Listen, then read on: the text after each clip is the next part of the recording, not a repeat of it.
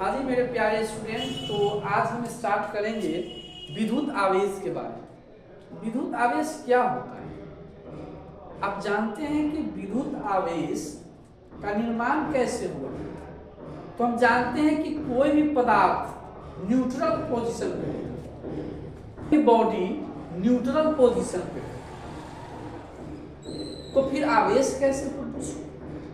तो जो हमारा बॉडी है, ये हमारा जैसे कोई बॉडी है, ये शुरुआती दौर में न्यूट्रल पोजीशन पे होता है, लेकिन जब इसके इलेक्ट्रॉन को फेर बदल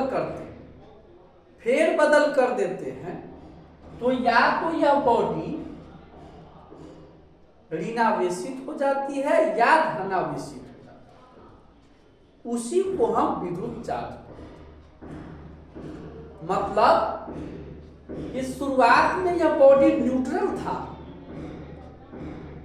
लेकिन जब इसमें इलेक्ट्रॉन का ट्रांसफर होने लगा, ट्रांसफर का मतलब दो बात होता है, या तो इलेक्ट्रॉन को वह दे सकता है या इलेक्ट्रॉन को ले सकता है, जिसको हम हिंदी में आदान प्रदान बोलते हैं।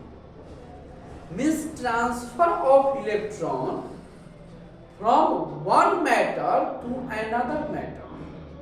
एक पदार्थ से दूसरे पदार्थ में इलेक्ट्रॉन के आदान प्रदान के कारण ही चार्ज उत्पन्न होता है।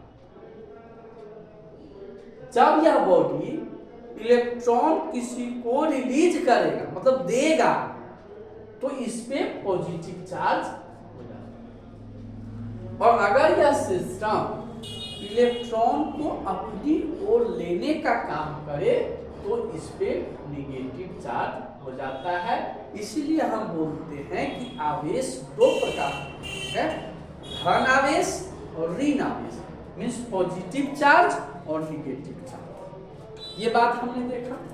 उसके बाद हमने यहाँ पर देखा कि टोटल चार्ज निकालने के लिए करते क्या। तो टोटल चार्ज निकालने के लिए Q बराबर हमारा फॉर्मूला है equal two plus minus N into E। ये प्लस माइनस क्यों लगाना? या तो चार्ज पॉजिटिव में होगा या चार्ज निगेटिव में होगा। ये जो फॉर्मूला है, इसमें हमारा जो भी टर्म यूज हुआ है उसका मतलब आगे अलग अलग बताते हैं। Q हमारा है निकाय का कुल आवेश, कि ये सिस्टम पे टोटल चार्ज कितना होगा, और N है इलेक्ट्रॉन की संख्या, कितने इलेक्ट्रॉन का आपने रिलीज कर दिया या कितने इलेक्ट्रॉन को आपने गेन कर दिया, मतलब इसको दे दिया। और E हमारा होता है एक इलेक्ट्रॉन पे चार्ज। तो एक इलेक्ट्रॉन पे चार्ज जो होता है वो 1.6 में 10 के पावर माइनस 19 कूलम होता है। और इलेक्ट्रॉन का जो चार्ज है वो निगेटिव में लेते हैं, इसलिए इसको हम माइनस। ये बात आपने समझा। तो मैंने ये बताया कि आवेश हमारा केवल और केवल इलेक्ट्रॉन पर निर्भर करता है। कोई भी पदार्थ में इलेक्ट्रॉन, प्रोटॉन और न्यूट्रॉन होता है, बट प्रोटॉन और न्यूट्रॉन नाभिक में होता है, न्यूक्लियस में होता है एटम के। बट इलेक्ट्रॉन जो है मूव करते रहता है चारों। तो आप प्रोटॉन न्यूट्रॉन को नहीं निकाल सकते, केवल इलेक्ट्रॉन को आदान प्रदान कर सकते हैं।